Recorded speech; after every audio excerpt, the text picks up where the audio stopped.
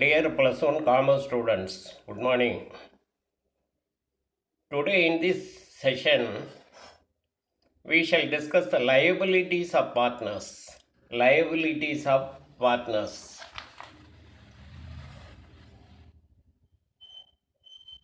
Joint and several liabilities, liable for any loss to third party, liability to third party to make good the loss.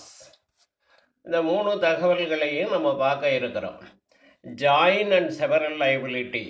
You must know what is joint and several liability. Joint and several liability prevails in partnership organization. Partners are liable for joint and partners are having joint and several liability.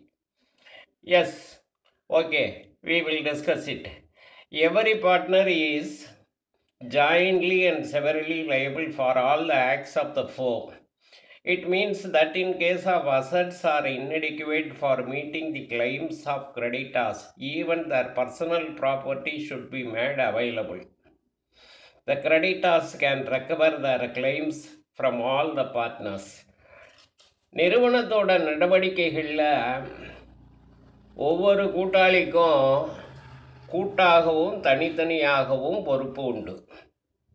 நிறுவனத்தோட கடன்களை அடைப்பதற்கு, நிறுவனத்தோட கடன்களை தீர்ப்பதற்கு கூட்டாண்மையோட சொத்துக்கள் மட்டுமின்றி கூட்டாளிகளோட சொந்த சொத்துக்களையும் ஈடாக தர வேண்டும்.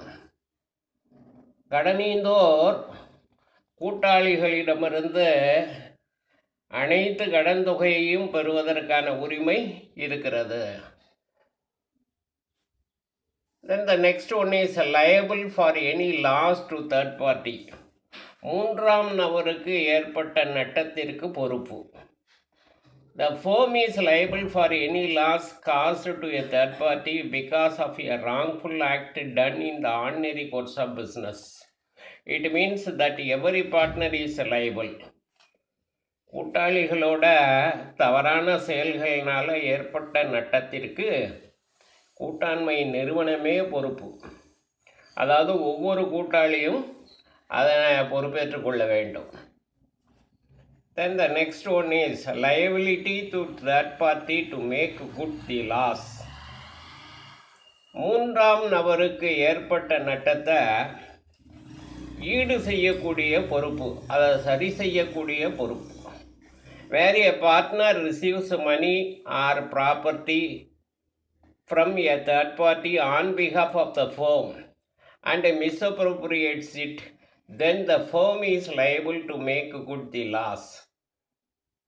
கூட்டாண்மைக்கு சேர வேண்டிய பணத்தை அல்லது சொத்துக்களை மூன்றாம் நபர்கிட்டேருந்து பெற்று ஒரு கூட்டாளி அதை சொந்த உபயோகத்திற்காக பயன்படுத்திக்கிட்டாருன்னு சொன்னால் அதனால் ஏற்பட்ட அந்த நட்டத்திற்கு அந்த கூட்டாளியே பொறுப்பேற்க வேண்டும். Thank you students.